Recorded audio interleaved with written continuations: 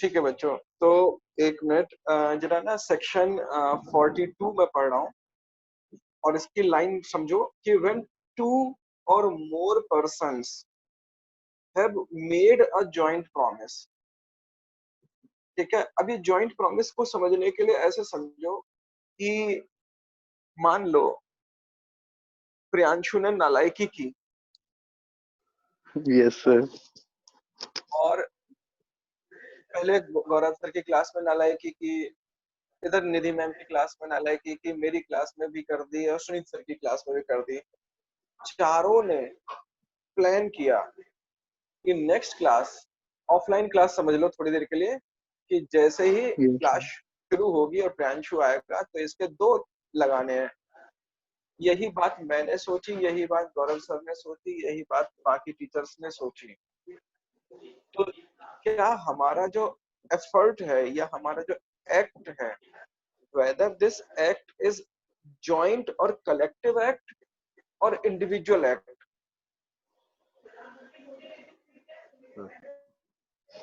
Sir सब एक साथ मारेंगे सर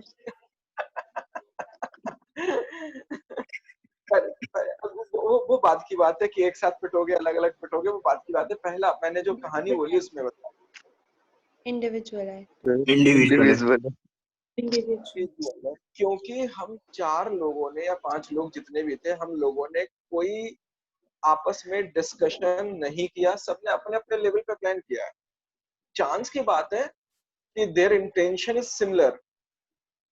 ठीक है ना, हमारी जो सोच है, चांस की बात है मैच कर गई, बट हमारे बीच में मीटिंग ऑफ माइंड नहीं हुआ। ठीक है ना।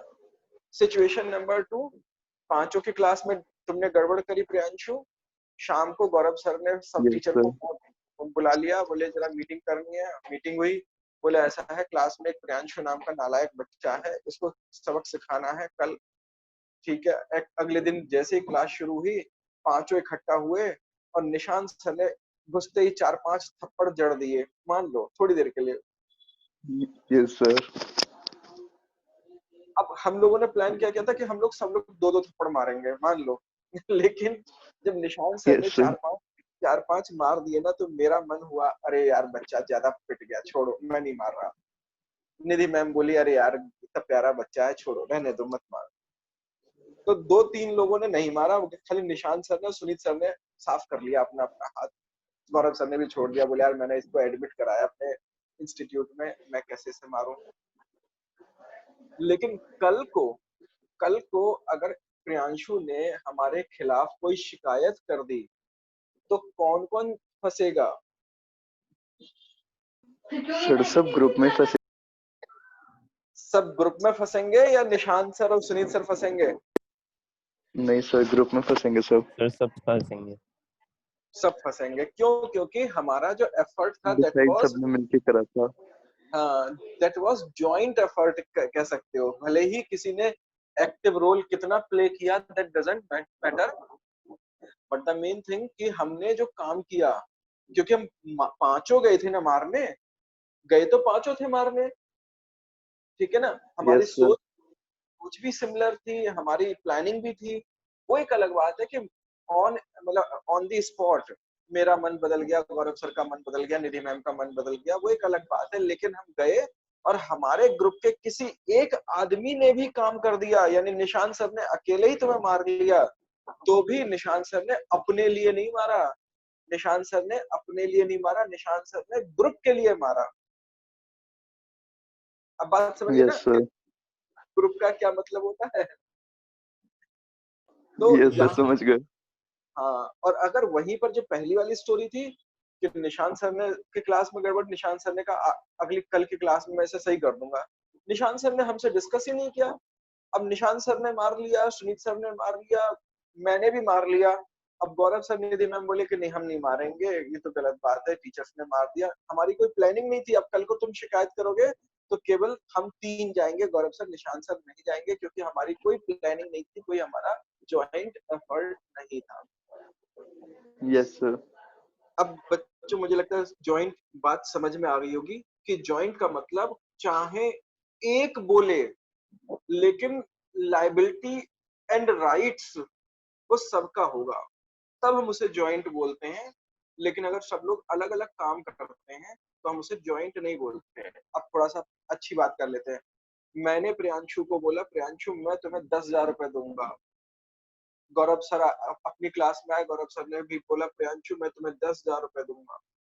निधि मैम भी बोले बेटा 10,000 रुपए तू मेरी तरफ से भी ले ले। ठीक है, निशांत सर भी मूड में थे, बोले चलो भाई 10,000 मेरी तरफ से। सुनीत सर भी बोले 10,000। कितने हो गए? 50 हो गए।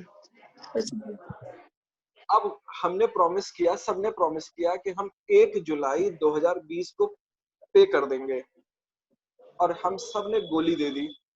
1 जुलाई को हमने पेमेंट नहीं दिया। सर अब तुम्हारा कितना नुकसान हो रहा है? 50,000 का। Yes sir. तो 50,000 के लिए तुम क्लेम करोगे कैसे? सर सबके खिलाफ इंडिविजुअल कंप्लेंट करके। सबके खिलाफ इंडिविजुअल, या केवल गौरव सर के खिलाफ कर दोगे तो काम हो जाएगा? नहीं सर, सबने अलग अलग प्रॉमिस करा था तो सही सबके कह रहा अलग है अलग करनी पड़ेगी। बच्चों, सही बोल रहा है ये? Yes, sir. Yes, sir. Situation number 2, गौरव सर ने बोला कि भाई प्रियांशु तुमने बहुत अच्छे काम किए हैं, तुमने क्लास में भी बहुत अच्छा कोऑपरेट किया, तुम पे एग्जाम्पल दिया तो भी तुमने बुरा नहीं माना और हमेशा कोऑपरेटिव रहे हो, तो इसलिए इंस्टीट्यूट तुम्हें 50,000 रुपए 10,000 फ्रॉम ईच टीचर प्रोवाइड करेगा। Yes sir. अब वही 1 जुलाई 2020 को हमने प्रॉमिस किया, हमने प्रॉमिस पूरा नहीं किया। अब तुम क्या करोगे? केस फाइल करोगे। यहाँ पर अब गौरव सर से काम हो जाएगा। एक से तो जरूरी नहीं गौरव सर से ही, तुम निशान सर पे भी कर सकते हो, मेरे पे भी कर सकते हो, क्योंकि मतलब because we all are one group.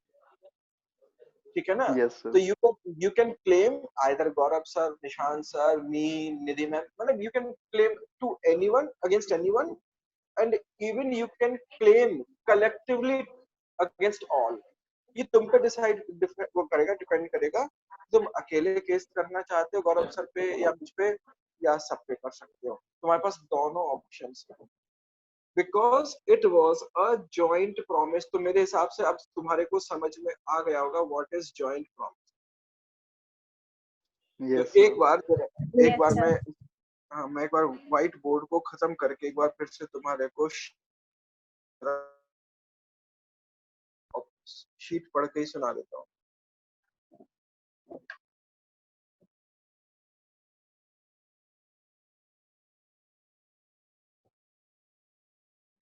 देखो ये लिखा हुआ है 42 में, where 2 or more persons have made a joint promise। दिख रहा है ना सबको? Yes Yes, sir. sir. कि when 2 or more persons have made a joint promise, देखो लिखा है ना joint promise, इसका मतलब उन्होंने मिलके ही प्रॉमिस किया है। Then unless a contrary intention appears by the contract, इस लाइन को अंडरलाइन कर लो, मैंने कई बार बोला है कि ये एक लैंग्वेज आती है, unless a contrary intention appears by the contract, यानी जब तक कि कॉन्ट्रैक्ट में कोई डिफरेंट सेटलमेंट ना हो तब तक। अगर जॉइंट प्रॉमिस किया गया है तो all such persons must jointly fulfil the promise. बात समझे नहीं समझे ये बात? ये unless a contrary intention appears, नहीं समझे? मैं बता दे रहा हूँ। Yes sir. ओके। अभी मैंने बोला कि गौरव सर ने बोला कि प्रियांशु हम तुम्हें 50,000 रुपी इंस्टीट्यूट के बिहाफ पर हर टीचर के साइड से देंगे। देयर आर 5 टीचर्स, तो what is the common rule? Common rule कहता है कि व्हेन 2 और more persons have made a joint promise, ठीक है, तो all such persons must jointly promise करेंगे। 10,000 मैं दूंगा, 10,000 गौरव सर देंगे, 10,000 Nidhi ma'am, 10,000 Sunit sir, 10,000 Nishant sir. Clear है? सिचुएशन नंबर 2, जब हमने कहा कि गौरव सर ने बोला कि प्रियांशु हम तुम्हें इंस्टीट्यूट की तरफ से 50,000 रुपी कलेक्टिवली देंगे, तो इसका मतलब पहली बात, आगे उन्होंने कुछ नहीं बोला तो सारे बराबर हो गए। लेकिन वहीं पे गौरव Yes, सर sir. ने बोला कि बोले कि 20,000 मैं दूंगा, या मतलब हाँ 20,000 मैं दूंगा, और बाकी जो अमाउंट है वो टीचर्स, रिमेनिंग टीचर्स इक्वली देंगे। तो यहाँ पर गौरव सर ने क्या कहा, स्पेसिफाई किया। अगर गौरव Yes, सर sir. स्पेसिफाई नहीं करते तो कितनी लाइबिलिटी होती सबकी? तो फिर सबकी जैसे इक्वल इक्वल होती 10,000 की। इक्वल होती।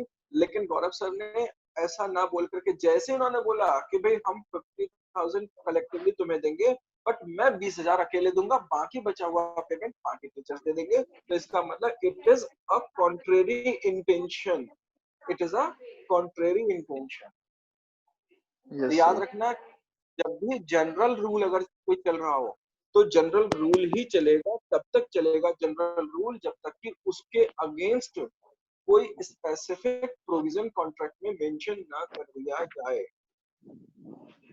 याद रहेगा? Yes, sir.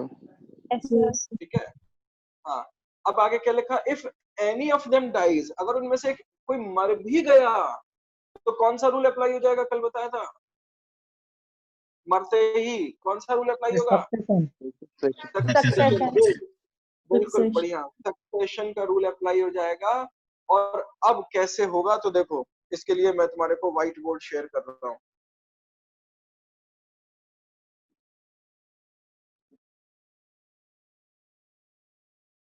और मैं जरा वर्टिकल वो लेके जा रहा हूँ, और देखो यहाँ पर ए, थोड़ा सा मोबाइल टेढ़ा कर लेना, ए बी सी, 3 लोग हैं।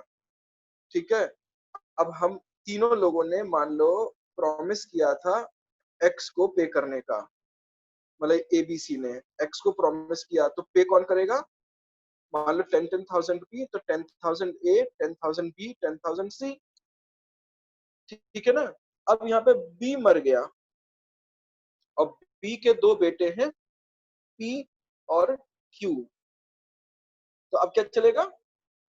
10,000 ए, 10,000 सी, 5,000 पी, 5,000 क्यू। Thank you. कौन से रूल के हिसाब से? सक्सेशन के रूल के हिसाब से। Succession के। मान लो पी भी मर गया, तो पी के बेटे थे एम और एन। अब 10,000 ये, 10,000 सी, और 2,500 ये, 2,500 ये, और 5,000 ये। सही है? Yes sir. और मार, इशिता और मारना है तो एन को और मार लेते हैं। ये भी मर गया, इसके 2 बच्चे हैं आर और एस। तो यहाँ पर इसके जो 2,500 रुपए थे 12,500 वो साढ़े कितने? 12। 12। 12 और इशिता मार लो, आर को मार लो, और इसके जनरेशन बना लो। तो 60. सक्सेशन के रूल के हिसाब से, अब रूल लाइन क्या कहते हैं, then his legal representatives must jointly with B and C perform the promise. इन्होंने example B A B C का दे रखा है, तो उन्होंने लिख दिया है कि must jointly perform the promise and so on. And so on का मतलब आगे यही रूल चलता रहेगा। ठीक है। अब आगे एक, and if all the 3 die before performance, then the legal representatives of all must jointly perform the promise। यानी ए भी मर गया, बी भी मर गया, सी भी मर गया, तो इसके बच्चे, इसके बच्चे, इसके बच्चे। ठीक है ना बच्चों? Joint Yes, promise sir. Yes, sir. Clear हो गया। अब हम आ जाते हैं 4.3, मैंने कल बता दिया था, ये पढ़ लिया होगा किसी ने, और कोई डाउट तो नहीं है?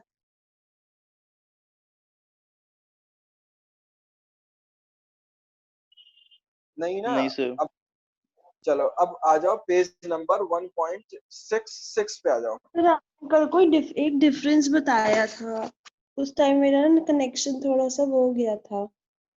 अच्छा चलो, मैं भी बता दूंगा, पहले हम इसको पूरा कर लेते हैं, ठीक है ना? लास्ट में बताता हूँ मैं तुम्हारे को। पेज नंबर 1.66 पे, एक मिनट में शीट निकाल देता हूँ।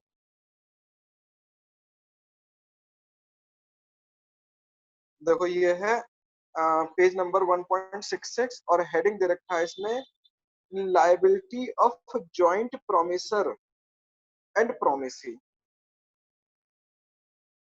वैसे मुझे लगता है कि जो मैंने तुम्हें ग्राफ बना करके समझाया उस हिसाब से काफी समझ में आ जाना चाहिए, लेकिन मैं फिर भी एक बार तुम्हारे को कौन है जो ये लाइनें खींच रहा है।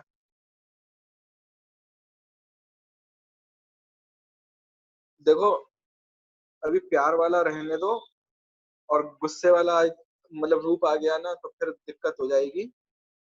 ठीक है, और मैं वैसे बहुत ही शांति प्रिय टीचर हूँ, लेकिन मुझे गुस्सा आ गया तो मैं मारूंगा पकड़ के, ध्यान रखना जिस दिन पकड़ में आ गए तो। और ये ध्यान रखना कि ये सारा आईटी बेस्ड है और 1 मिनट लगेगा पता करने में कि किसने आईपी एड्रेस, किस आईपी एड्रेस से ये हरकतें हो रही हैं। तो सारे बच्चे अच्छे हो, हमें गुस्सा ना दिलाओ।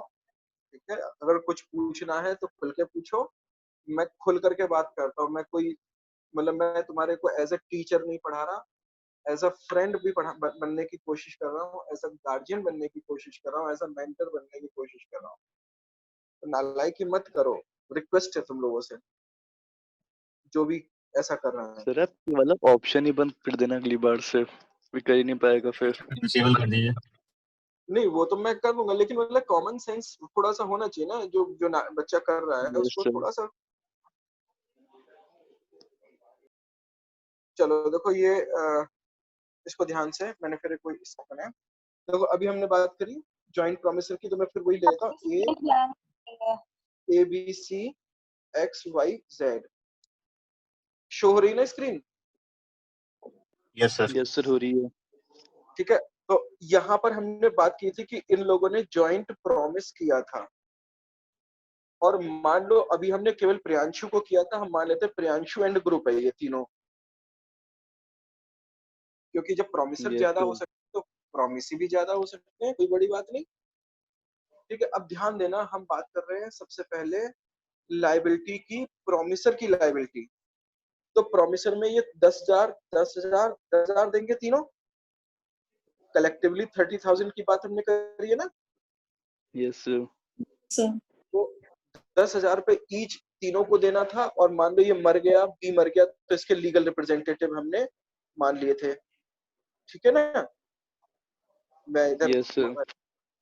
अब कहानी आती है कि ये तीनों ने मिल करके, यानी प्रियांशु और प्रियांशु के जो दो दोस्त थे उन्होंने मिलकर के केवल ए पे क्लेम किया। यस तो सर। ए की लायबिलिटी क्या है? सर एक की बस 10,000 10,000 है। पे करने की। अब क्योंकि जॉइंट प्रॉमिस किया था, ये याद रखना, जॉइंट प्रॉमिस किया था तो सबकी लायबिलिटी मतलब होल सोल होती है। यानी यहाँ पर ये तीनों मिलकर के केवल ए से अमाउंट कलेक्ट करने का क्लेम कर सकते हैं, क्योंकि अगर मान लो बी मर जाए और बी का कोई लीगल रिप्रेजेंटेटिव ना हो, सी मर जाए, सी का कोई लीगल रिप्रेजेंटेटिव ना हो, तो फिर कौन भरेगा?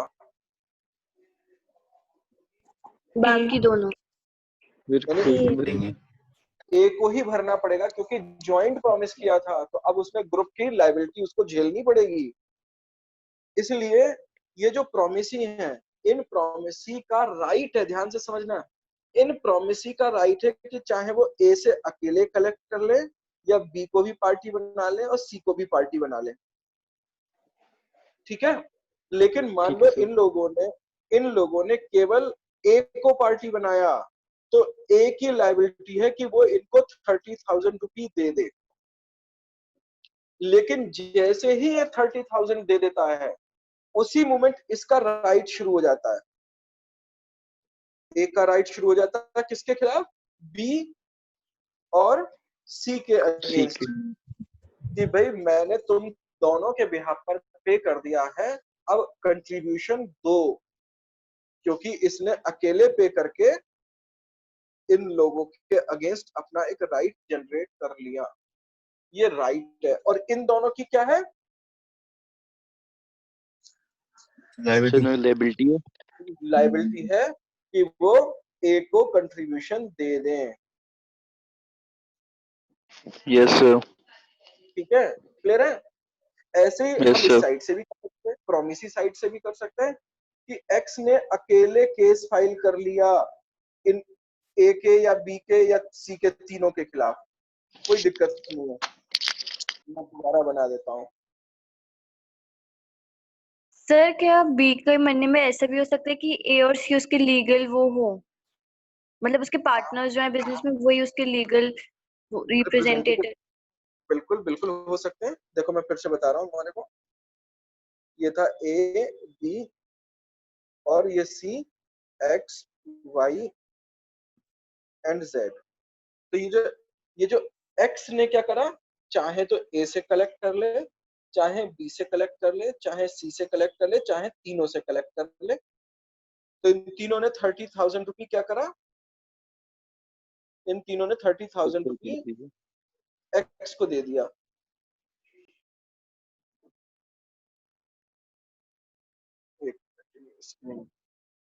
ठीक है बच्चों, तो यस सर। इन्होंने एक्स को दे दिया। तो एक्स को जैसे ही दे दिया तो एक्स के पास प्रॉपर्टी आ गई है, एक्स के पास प्रॉपर्टी आ गई है। और अब ये वाई और जेड जो है, इनका क्या हो गया, इनका राइट हो जाता है कि वो राइट। एक्स से क्लेम कर लें कि भाई तुमने अकेले पैसे ले लिए हैं, अब तुम ये जो है पे करो। ठीक है, यानी ये वाई और जेड मिल करके एक्स से शेयर क्लेम कर लेंगे। और दूसरा तरीका यह है कि एक्स जब क्लेम कर रहा था एबीसी पे, तो वो एक्स वाई मतलब एक्स अकेले ना करके वो वाई और जेड को भी पार्टी बना लेता कि चलो भाई मिलके क्लेम करेंगे। तो बोथ साइड से ग्रुप हो सकता है, कोई दिक्कत नहीं है। ठीक है, अब एक मिनट जरा, ये स्क्रीन हैंग हो गई है। सेक्शन इस पे 1.66 पे आ जाओ एक बार फिर से, जब तक। Yes sir. हाँ, ये मेरा वो व्हाइट बोर्ड पता नहीं हैंग हो गया है। Excuse me sir. बोलो। सर एक्चुअली मेरे को स्क्रीन नहीं दिख रही है बिल्कुल। अच्छा, वो स्क्रीन बंद हो गई है अभी। यस सर, मेरे को एक्चुअली ब्लैकआउट हो गया पूरा। अच्छा अच्छा अच्छा। मेरे में भी पता नहीं क्या हो गया, हैंग वो हो गई है स्क्रीन। नेटवर्क इशू होगा शायद। हम्म, सर नेटवर्क इशू होगा, मुझे तो दिख रही है। हाँ शायद, मतलब वो ना क्योंकि स्क्रीन काम ही नहीं कर रही। सर मुझे भी दिख चलो, रही है। अच्छा, चलो ये 4.6 हेडिंग पे आ जाओ, अपनी शीट्स तब तक ओपन कर लो। और इसमें देखो लिखा है कि when two or more persons have made a joint promise, ये तो इन्होंने वही रिपीट कर दिया। ठीक है, बस थोड़ा सा इन्होंने लाइन चेंज करते हैं, his representative jointly with the survivor or survivors and after the death of last survivor the representative of all jointly must fulfill the promise। मतलब उन्होंने 42 को जो पेज नंबर, मैं एक मिनट फिर से रिपीट कर दे रहा हूँ, पेज नंबर इन्होंने 1.65 पर जो दे रखा है, distinction between succession and assignment से ठीक ऊपर 5th पॉइंट दे रखा है इन्होंने, उसको फिर से रिपीट किया इन्होंने पेज नंबर 1.66 पे, और हेडिंग है 4.6। तो मैं इसे दोबारा पढ़ देता हूँ कि when two or more persons have made a joint promise then all such persons during their joint lives, यानी जब तक वो खुद जिंदा है तब तक तो वो खुद पे करेंगे, और अगर वो मर जाते हैं तो सक्सेशन के रूल के हिसाब से उनके representative jointly with the survivor, with the survivor, समझ रहे हैं ना? Hello, yes sir. यस। तो ओ लाइव। मैंने हाँ, जैसे मैंने बोला ना कि ए बी सी में बी मर गया, तो बी के तो लीगल रिप्रेजेंटेटिव और ए और और ए सी और सी। सर्वाइवर है। हाँ, ए और सी सर्वाइवर है वो, और अगर वो ए और सी भी मर जाते हैं तो सबके रिप्रेजेंटेटिव।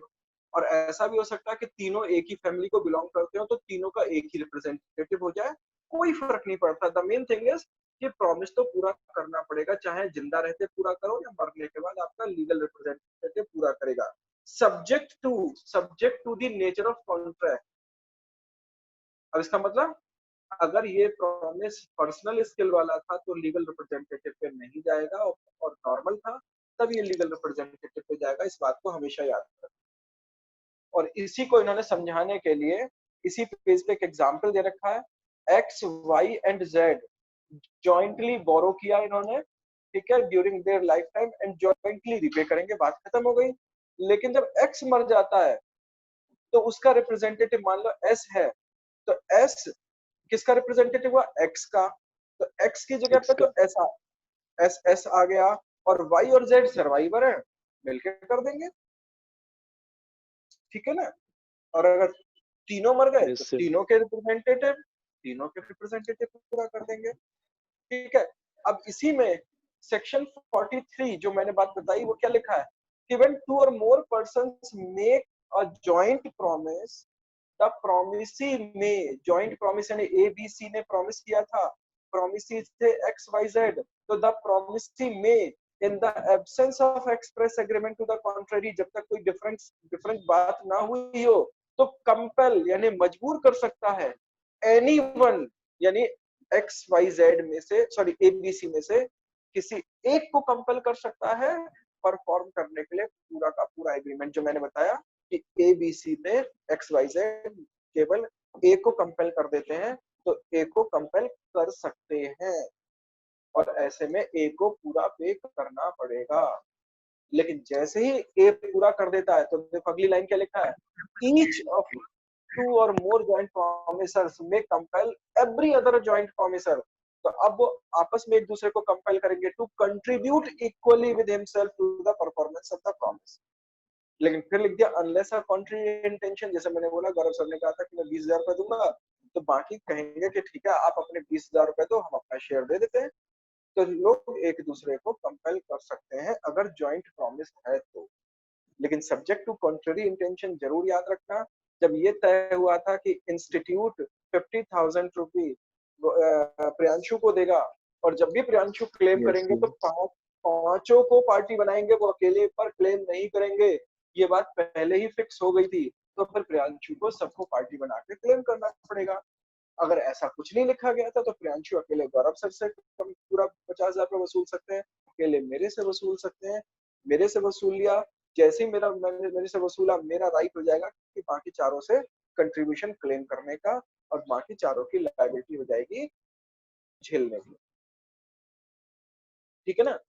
और अगर मान लो जैसे ए बी सी वाला एक एग्जांपल जो था उसमें बी मर गया था, तो बी के रिप्रेजेंटेटिव पे करेंगे। लेकिन अगर बी मरते समय अपना कोई लीगल रिप्रेजेंटेटिव नहीं छोड़ के जाता, ना कोई प्रॉपर्टी छोड़ के जाता, तो क्या होगा, तो ए और सी को बी का कंट्रीब्यूशन झेलना पड़ेगा। यानी कि अभी तक उनकी लायबिलिटी 10-10 हजार रुपए की थी, अब उनकी लायबिलिटी 15-15 हजार की हो जाएगी। तो यही हेडिंग दे रखा था कि एनी वन ऑफ टू और more joint promisors make default in contribution, यानी उन्होंने कंट्रीब्यूशन में गड़बड़ कर दी तो remaining joint promisor must bear the loss, तो रिमेनिंग को ही झेलना पड़ेगा। हो जाएगा बच्चों?